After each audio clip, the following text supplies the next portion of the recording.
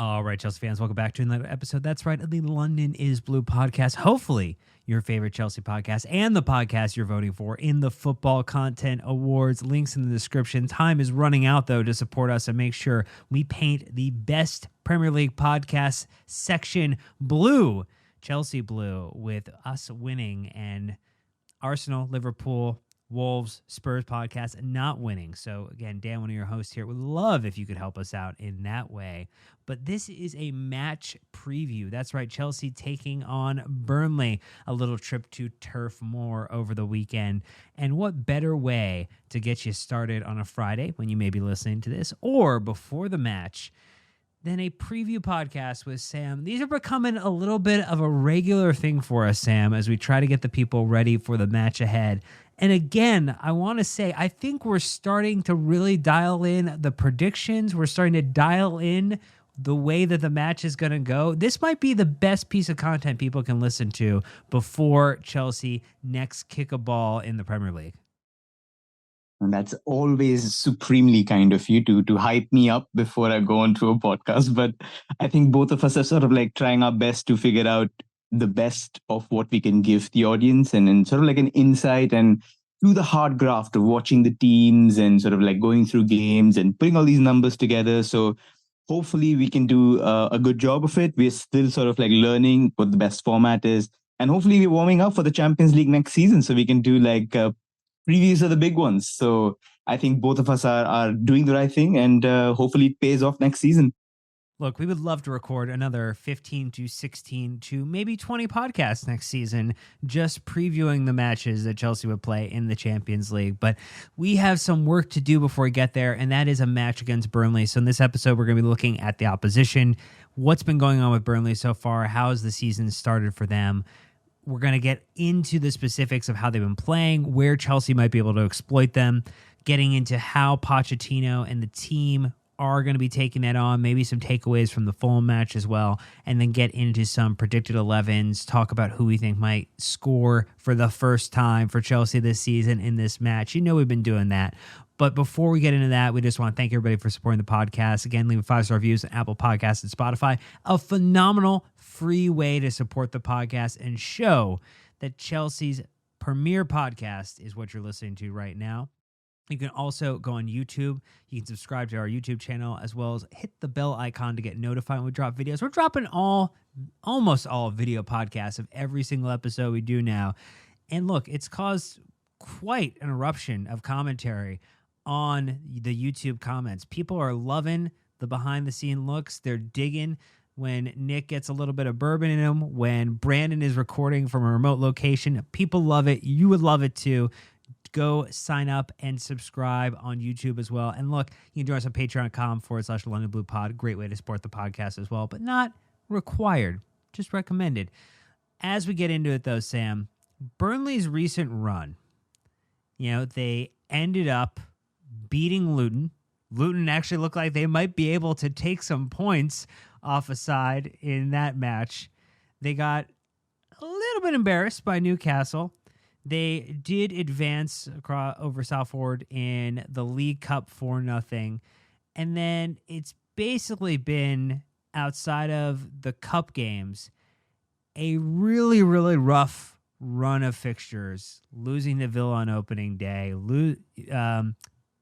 beating Forest in the cup, but then losing to Tottenham in the league, drawing with Forest in the league, and then losing to Man United, which Man United has not been doing too well, but was still able to show up for that match.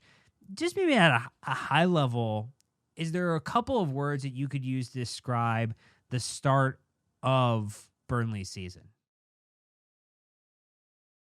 Well, it's a tough one to say, to be honest, because I have actually enjoyed watching them. I think that the results haven't done them justice. I don't think the numbers do them justice, which is quite a bold thing to say because usually people say the numbers don't lie. But in terms of, I think, performances, I went back and I watched about 2-3 games. I watched games against United. I watched the ones against Spurs. And they actually looked really, really good in the first half. I thought that their performance was pretty strong. And Kompany's got them playing a very bold brand of football. I think the issue has been that in the championship they had certain players and they couldn't renew them in terms of their loans. They couldn't pay the fee sort of like required, and they've had to go and buy new players.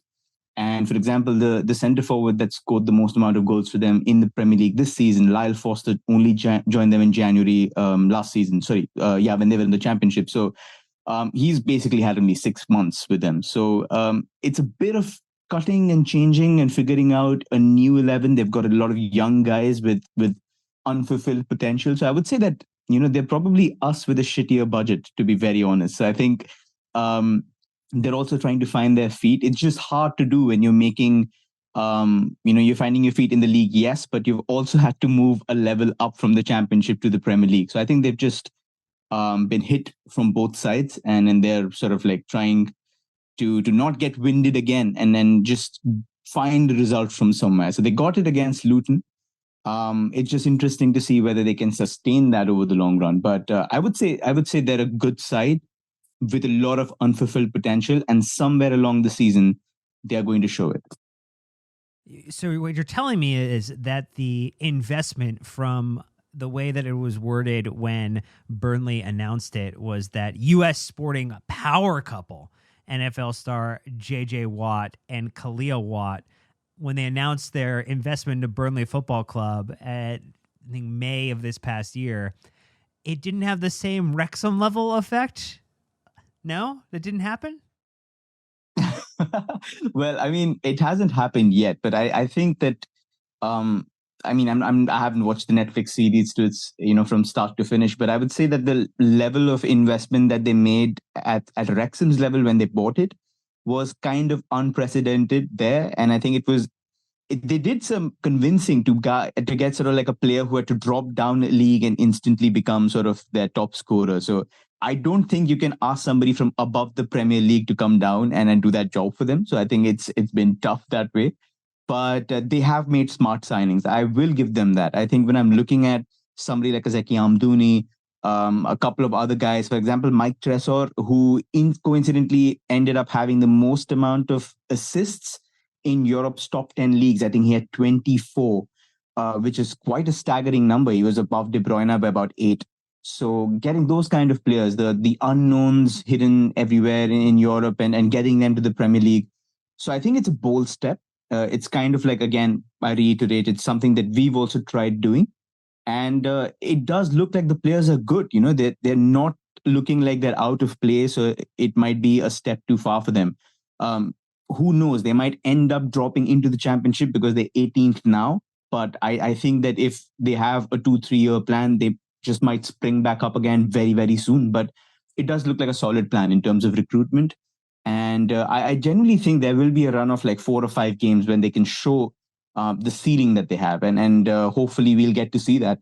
And hopefully they'll stay in the Premier League. It does look like a good side with good people. So hoping and wishing for the best for them. But after the match is over with us. Always important to add that level of context. One of the things that I found a little interesting, but when you dig in deeper, I think you start to get the picture or understand why it is this way. Their home record right now, 0-4, 0 points, and their away record 1-1-1, 4 points. The home record, though, involves a match against City, which was the opening day match, not the Villa match, a match against Villa, a match against Tottenham, and a match against Manchester United. Generally sides that you would just accept are comfortable and capable enough to travel pretty much anywhere and get a result. And I think that maybe is the best endorsement you will ever get out of me for Tottenham, United, and maybe Manchester City. But in general, those are sides that you would expect a newly promoted team, even one that has been in the Premier League in the past decade, would struggle competing against when they come back up, even though Turf Moor has generally been billed as a place that players do not like to play. And so I think that would be one thing if people are looking at some of the stats or looking at the way that the record breaks down, peeling back that one layer, it helps paint the picture appropriately or reveals why their home form has been so poor. It's just been the visiting teams have been much better opposition for them than the away matches that they've had a chance to go into. That's a really interesting point. But I would also say that, the general term Burnley, the sentiment it evokes in you has been quite a consistent image, I would say, in the past editions of the Premier League. For example, you would know that they would be physically very, very competent to the point where they would overpower a lot of teams. Extremely compact. Sean Dyche was basically um, the guy who was the forefront, the face of the entire team. Just very hard to beat, extremely robust, very good at set pieces, extremely good in the air, and they would go just back to front very, very quickly. Now, Vincent Kompany has just changed all of that image, and he's made them into this exciting side, which is trying to play a very free-flowing kind of football, possession football. They showed that in the championship, just trying to adapt those principles in the Premier League. Extremely aggressive, young side, not a lot of experience. Their oldest player, Goodmanson, he came basically in 2016. So he's been there for 7 years, and he was one of the old guard, but the rest of it is around him is just completely changed. And they look a lot more comfortable playing through a press. They feel like they want to have more of the ball. So I would say it's a identity shift, like completely. It's Burnley as the fans of Burnley haven't known it. And when that happens, obviously there will be ups and downs. But I've quite enjoyed them. I've really liked watching the kind of stuff they're doing. So yeah, it'll be interesting. I think fans will be surprised how good they look in certain spells. It's just that hopefully they won't do it for more than 10 minutes at a spell. So I'm expecting a good game. They've given sort of like good teams, like you mentioned, visiting teams, good halves. I thought they were better than Manchester United in the first half. I thought they'd given Spurs quite an equal footing until they conceded in like 45+3. But both those sides faced, difficult spells against the Burnley side. So uh, there could be a surprise in store. Well, hopefully not a surprise in store. Historically, if we just look at the last 20 matches head to head that Chelsea have played against Burnley in all competitions, it's 13 wins for 4 draws and 3 losses. The last loss coming in August of 2017.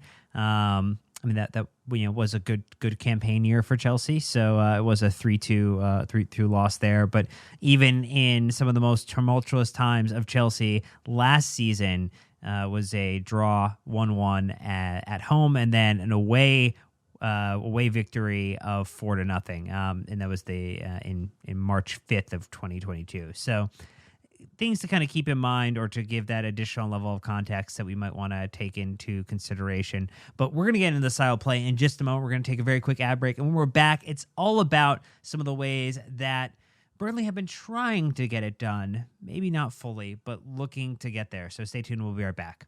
All right, Sam. So I know we've talked a little bit about this, but just generally the style of play, you mentioned this whole idea that the Burnley supporters are not accustomed to this. I do remember that there was maybe a Paddy Power advert or some campaign that was effectively a Burnley supporter or Burnley supporters talking about the fact that they almost, with the level of culture shock that you talked about, and ringing up the Burnley front office to prank call in and pretend they were upset old ladies on the fact that Vincent Kompany has them playing expansive football and trying to do things differently, and it's a breaking away from the norms. I do think that is very evident when you watch even a couple patterns of play. But in the work that you did for this preview, what else have you seen, and what else would you want to point listeners or viewers to into what they need to know about this Burnley side? Well, interestingly, I think they do retain a sense of verticality in terms of trying to go back to front very, very quickly. So that's, I think, ingrained in the Burnley identity. But they're trying to do it a little differently. They're trying to get away from, just crossing into the box and having physical strikers sort of power it in. They're now looking at more skillfully sort of using the flanks, trying to minimize the amount of crosses they're trying to put in. They're trying to be a little more creative, conservatively, like without losing possession of the ball. So I would say that in that sense, there's been a tactical shift. It's a possession side basically trying to find solutions on the fly. So they've got a young side, like I mentioned, which likes to press.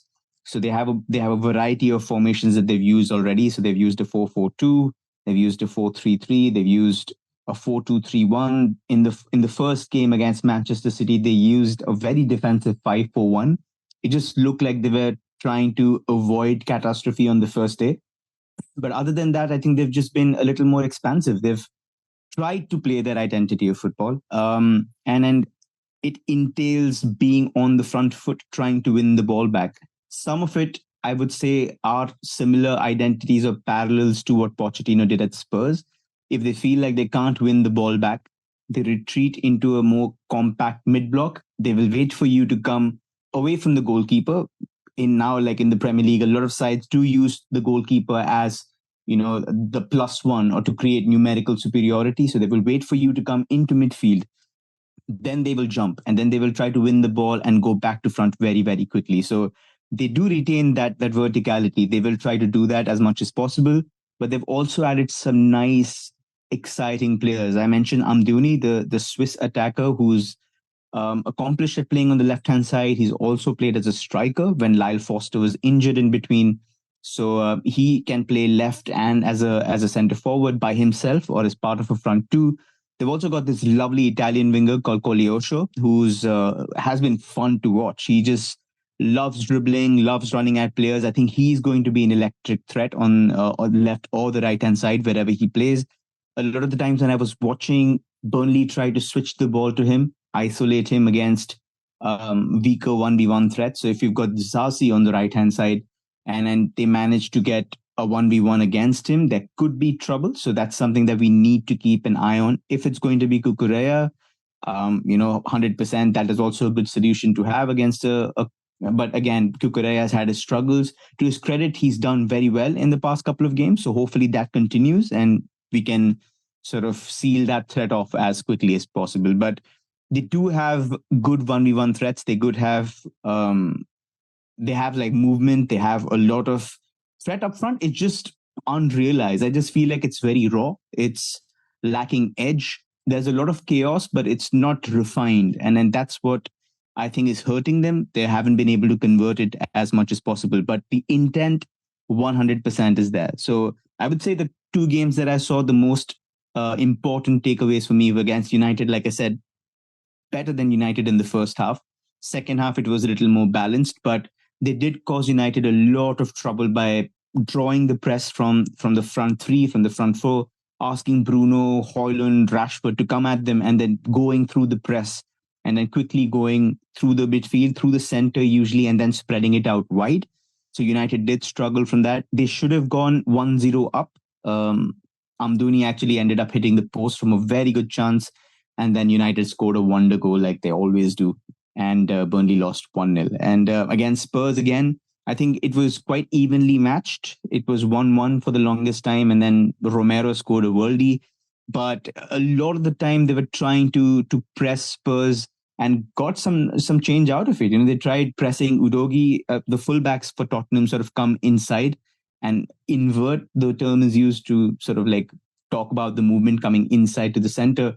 So they press the fullbacks very, very well. If it's a narrow shape, it's easier to press. So they did show that they were able to energetically keep it up all game, win the ball, try to get it up front. They managed to score 2 against Spurs. They had, I think, 14 shots on the day, which is one of the highest that they managed in the Premier League and against a good side. So they do have threat. It's just, I feel like it's not come together for them yet. And they're struggling to put together good moments to create a good game. It's just happening in flashes and in moments across the game. So I think that's something that we have to be careful about. They will have good spells, 100%. They will have 15 minutes, 20 minutes when things click. But if you can wear that out, if you can ride that storm, I think the rest of the time, we will have the opportunities to cause some real damage. It's just up to us to take those windows and then hope that we can just discourage them and sort of dishearten them and not give them the second win. I think that's going to be the strategy going forward.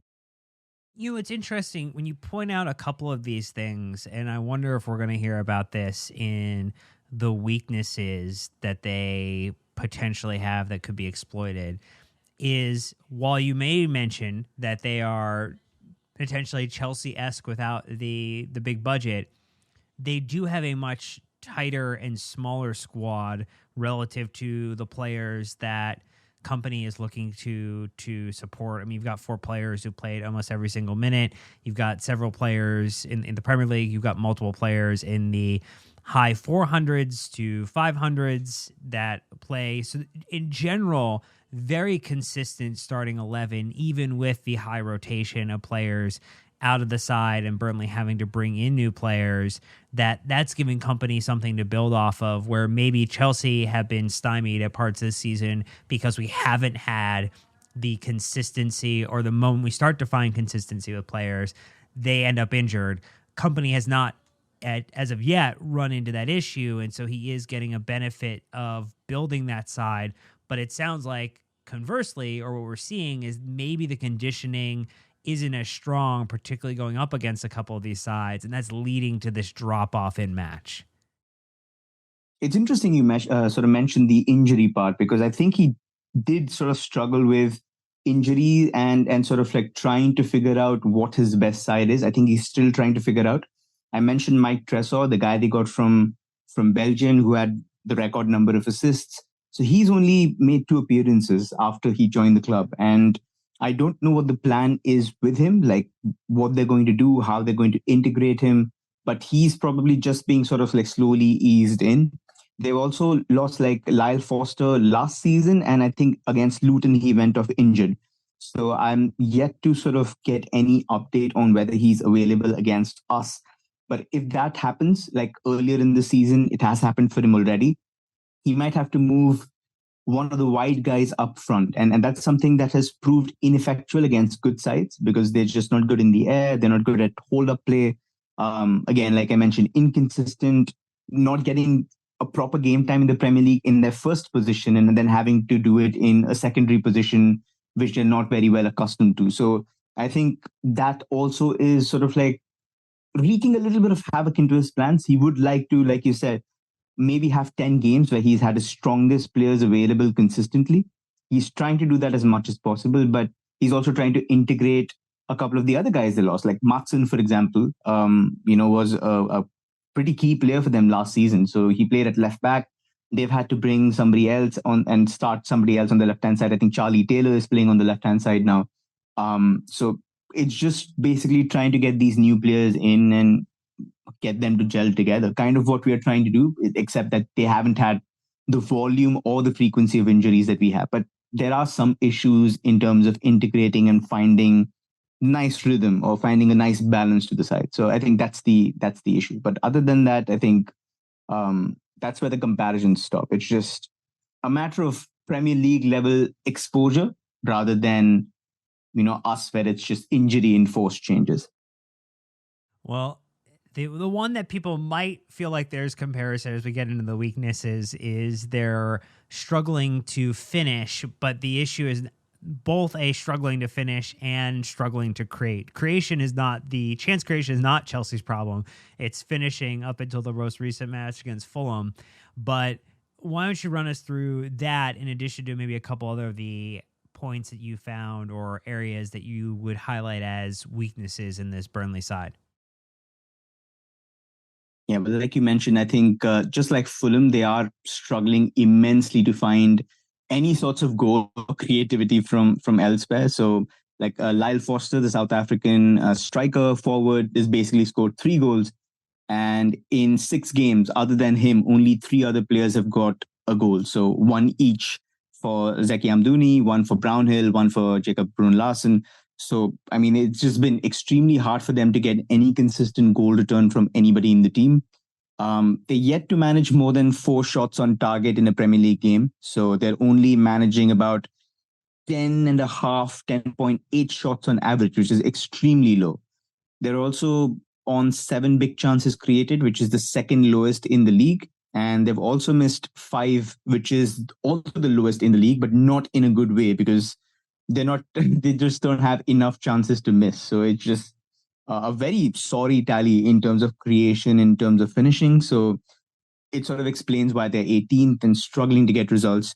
And I think the overall problem has been, like, for us, it's just been finishing. Like, we have been creating, we've been managing enough shots. I think there have been some games where we almost touched 20, but Burnley are sort of like struggling to do that. They're struggling to convert. They're struggling to just get their foundations right, which is something that I think will be giving Company sleepless nights. So attacking is definitely an issue. And so, what are a couple of the other ones? I think that there is maybe the way that their line plays, how they look defensively, maybe in the air in particular. I know there are a couple other areas, both from just how they play and maybe even positionally, where there's maybe some rotation that you would highlight as an area of concern. So I think Company is trying to get them to play a very high possession, high pressing kind of play. So they're definitely trying to get more of the ball, win it back in good areas. So that sort of entails pushing your defensive four back and then sort of like getting them across the halfway line. And what's happening is that they tend to get caught up quite often. A lot of the sides have exploited their tendency to get their line high and then struggling to recover as soon as a ball is played in behind. So it's something that I mentioned. So it's something that I sort of figured out when Aston Villa did it, was they manipulated it in two ways. One was that in sort of like what you would call a rest attack, when you don't have the ball, how does your attack look? So instead of keeping a very compact shape and like three attackers behind the ball or just around the ball, they had Watkins, Diaby, and one more attacker. Basically, three attackers kept against the last four of Burnley's defenders. So it was 3 versus 4, and it was a ball from around the centre back area over the top for Watkins to chase. And as soon as that became 3 versus 4 against 3 very quick attackers, Burnley were all over the place. They just didn't know how to handle it, and then they conceded. And another way that it happened was Watkins just basically played on the shoulder of the 4, and he just ran, tried to push and pin the back 4 sort of as deep as he could close to the goal. And then Diaby arrived late, about like 5 yards behind the line, to score a cutback from the wing. So the defensive line tends to be very adventurous, and they have to be, because then it allows your midfielders to sort of push up and assist in the pressing, and you're trying to minimize distances. But it looks like they lack the quality to deal with anything that's played behind them, or anything in terms of dueling is an issue. I think quality attackers, like getting 1v1 against, if you put say Mudryk or Sterling or even Jackson, for instance, somebody who's very good with the ball at his feet running at defenders, I think that's somewhere we can definitely exploit them. So that's something that I would keep an eye on. I would also say they're very poor in the air. They're susceptible to anything that comes from the air. A lot of the chances I saw in other games came from corners, came from set pieces. They've already conceded 3 from defensive set pieces. So corners and free kicks combined, they've conceded 3. Against Luton, I think every corner that came in resulted in a shot. It just went on goal, or like just zip very close to the crossbar. So it does look like they struggle with anything close to the air, which is a pity because we don't have aerial guys in our attack. So I don't know how we're going to exploit that. We don't have Gusto, who's probably our best crosser.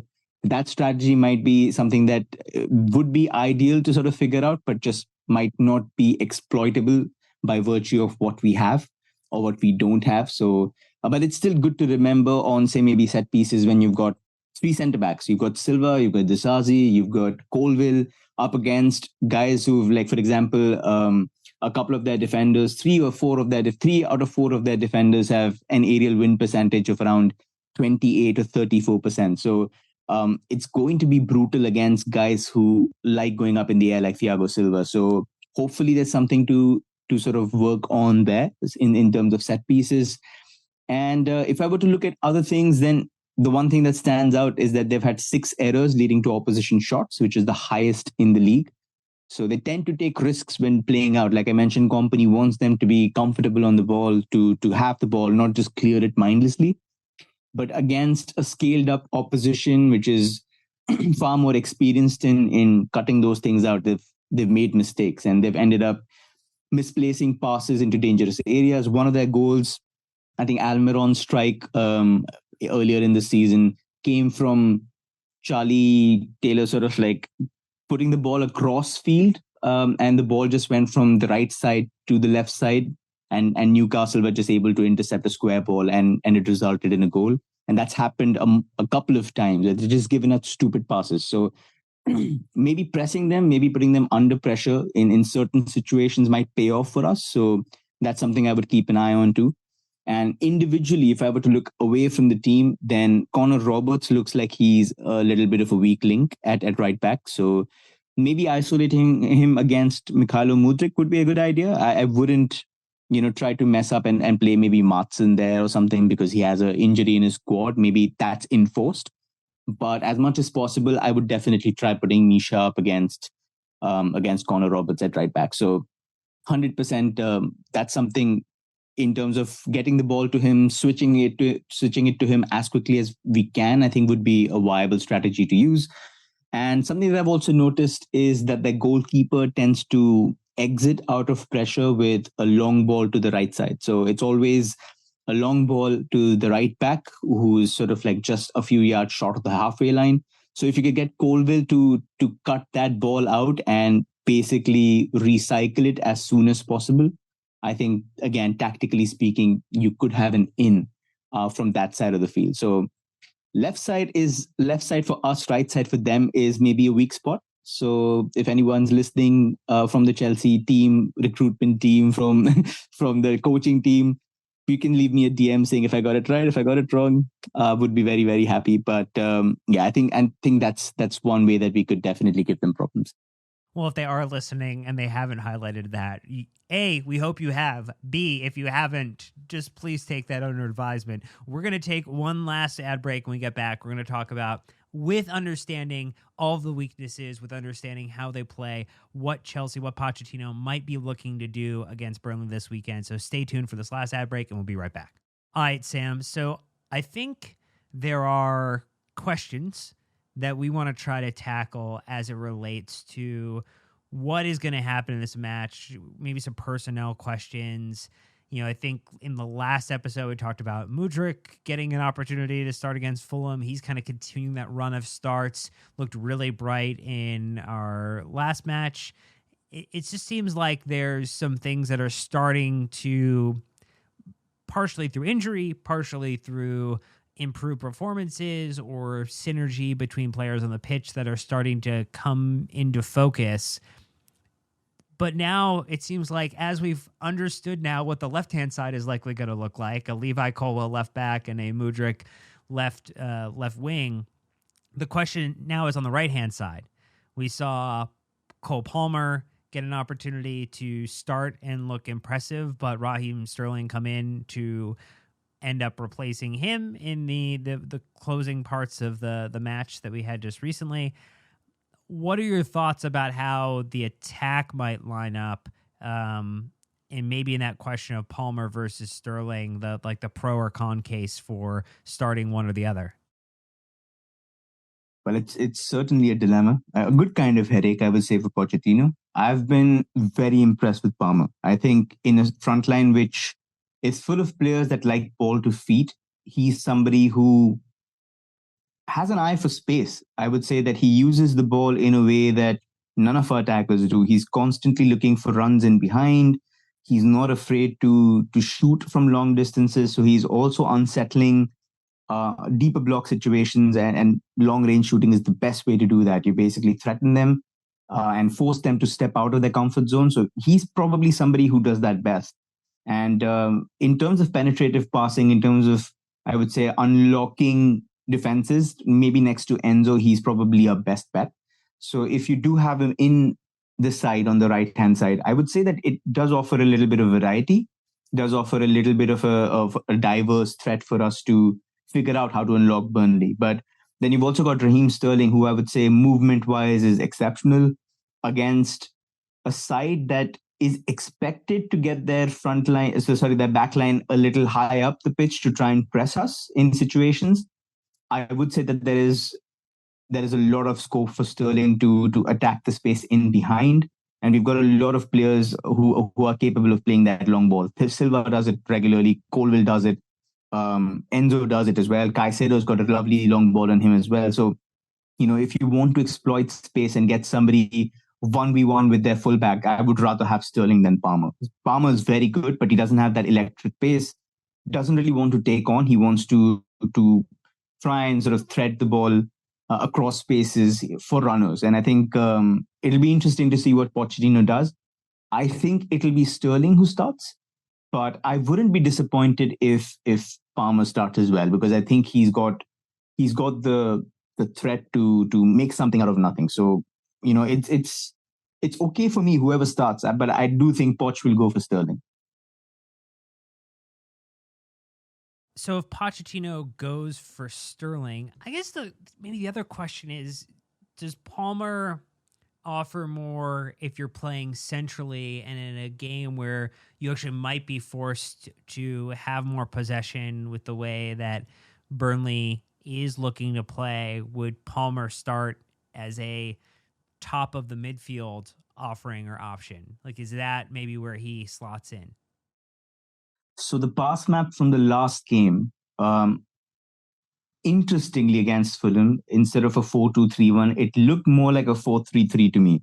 So it looked like Gallagher and Enzo both were playing as advanced midfielders. We saw Enzo making a lot of interesting runs on the left-hand side, and Gallagher was participating in these rotations on the right-hand side. There was this lovely move with Cucurella, which allowed Palmer to get the ball and sort of like put a through ball in for BROJA on the right-hand side. So both of them were functioning as, close to what a Mezzala would be, an attacking midfielder or an eight who's basically going into wide positions, who's also offering threat from wider positions. So I would say that both of them played a three midfield and 2 8 system against Fulham. I don't know if that's a one-off thing, because Poch mentioned that it was to counter Fulham's midfield.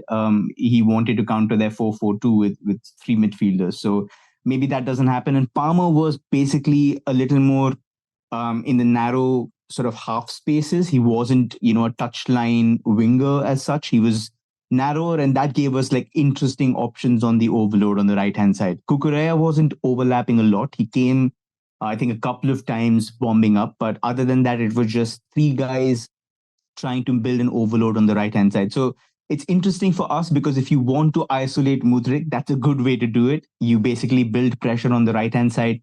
We know that Burnley sort of defend in a block that is a 4-3-3 or a 4-4-2. They're also capable of doing 5-4-1, but they want to be in a position where they can attack as soon as they win the ball. So they don't want to commit too many people to defending.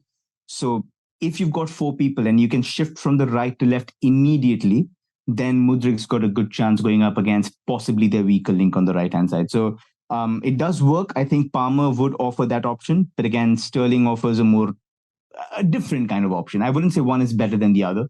It can play out differently on one day, but it just picking between 2 wines. It's a matter of taste. Well, in terms of picking between 2 wines or 2 different vintages, you have the question now between Nico Jackson, who'll be back after his 1-game suspension for card accumulation, and then you'll have Armando Broja, who gets an opportunity to be listed either on the bench or come in as a substitute or start. And both of them have scored recently. And so now the question begs, is Pochettino going to go back to Nico, maybe from like a fitness perspective? We know that he's had more time. Maybe there would be an element of still thinking about getting Broja back up and ready. Was really only able to make it those 60 minutes in the first match. What are your thoughts there? No, I think it's a straightforward decision for me. Jackson has to start, 100%. I think, like you mentioned, Broja's fitness is an issue. He basically started cramping up a little on the 60-minute mark. Maybe would have had to play longer than what is ideal, considering Raheem was sick and couldn't train from Friday until the game night. So I think that was an enforced change, and we would have probably regretted risking Broja, but we had no other option. So I would say go with Jackson. He's done pretty well. Must be eager to go out there after the goal he scored against Brighton. Should have had 2, except for horrible refereeing as usual. But I think he's probably going to get the minutes, and he should. I think he offers a lot more than Broja does. I think Broja is a great reference point. He showed a lot of things that surprised me as well, because I've watched him before his injury, and I felt like there were a lot of things he needs to improve. And he did show that he's as agile as he was, which was surprising to see. So hopefully we can ease him back in, and we can rotate them later on in the season. But right now, if I had to make a choice, has to be Jackson. And then I think the last question that we're thinking about is, are Chelsea going to continue this pattern of maintaining less possession to create space, to create passing lanes? We saw Levi Colwell take advantage of it, Enzo take advantage of it, Palmer take advantage of it, Gallagher take advantage of it. There definitely was a positive impact in the last match, the match prior, where by giving up some of that control, going away from winning possession, actually resulted in Chelsea winning matches. And so will we see this continued theme of Chelsea being comfortable under Pochettino with the players on the pitch, where they will cede possession in order to create opportunities, which does stress the defense potentially a little bit more, but we do have a joint third best defense in the Premier League right now. So maybe we feel comfortable with that risk reward. Well, it's interesting because I felt like some of our numbers against Fulham had dropped. I don't have the numbers against Brighton, but we basically had 39% possession on that day. Against Fulham, we had 44. And I would say the first half was very good because we created a lot of big chances, and we took most of them, which was more important. But I did feel like we did struggle in the second half significantly, and that lack of control may have contributed a little bit into it. But when I was looking over the numbers, it basically said that we had the least amount of progressive passes, passes into the penalty area, and key passes in any game this season. And I think a poor second half was just overshadowed by the relief that came from finally winning in the Premier League, plus a 2-goal cushion. So I think like the bad was overshadowed by the good, which is a good thing in the short term. But if you have to look for a run of games, and especially the run of games that we have coming, then you consider the big picture and say, okay, there was instability from giving the ball away and like sort of like having 4 possession and sort of like making sure that you've got additional space to attack, which tends to suit our attackers. So maybe there's a balance to be had there. Burnley do have an affinity for the ball, so can be exploited. It's not a bad strategy. It's just, can you take back control and momentum when you want to? And if that team is capable of doing that, then I would say then there's a good chance that you get to exploit those situations. So it's interesting. I think we've looked better in terms of chances, in terms of like running in behind. Mudryk looks better. I mean, he's not starting take-ons from like positions where he's closer to goal and he's had to like dribble at 2 defenders. He's against Fulham, he was getting the ball closer to the halfway line where he was able to run at the fullback 1v1.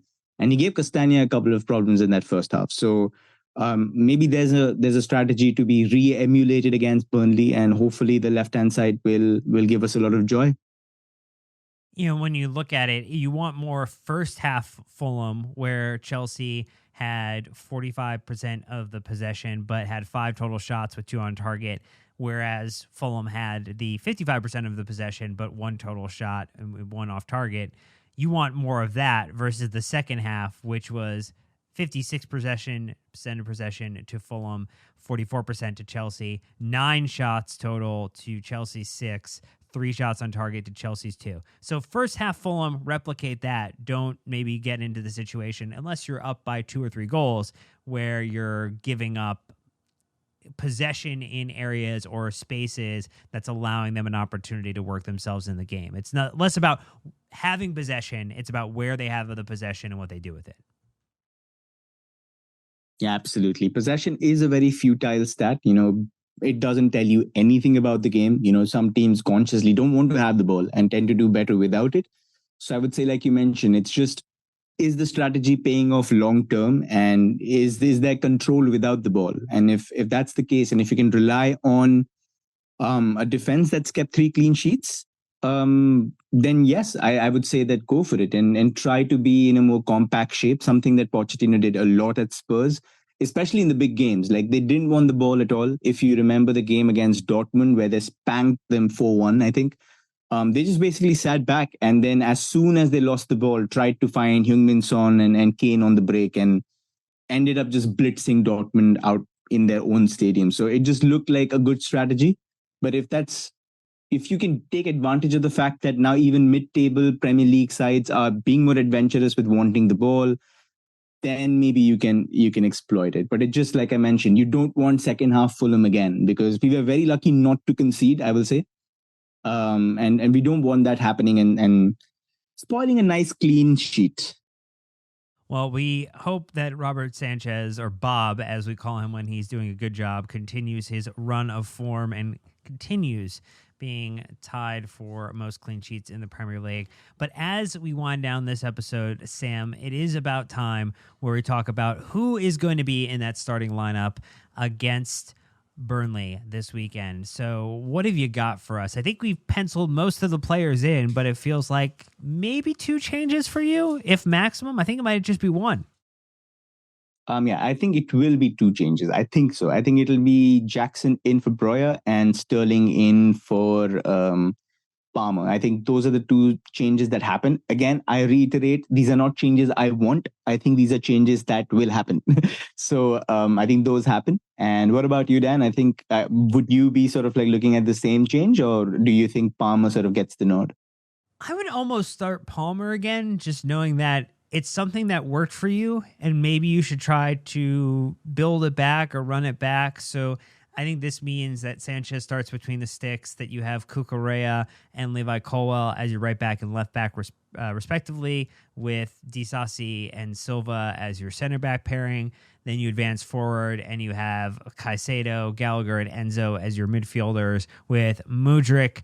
I feel like Jackson will get the nod as well, in addition to, I think, Palmer. So we're expecting between the two of us no more than 2 changes to the starting lineup, barring any late fitness news, but minimal changes expected for Pochettino as he goes and looks to get Chelsea a 3rd win, the first 3-game win streak Chelsea would have in quite some time across all competitions if he could make it happen. And it would be the perfect time to do so, as it is the last match before the international break and a return at that point to facing Arsenal at home.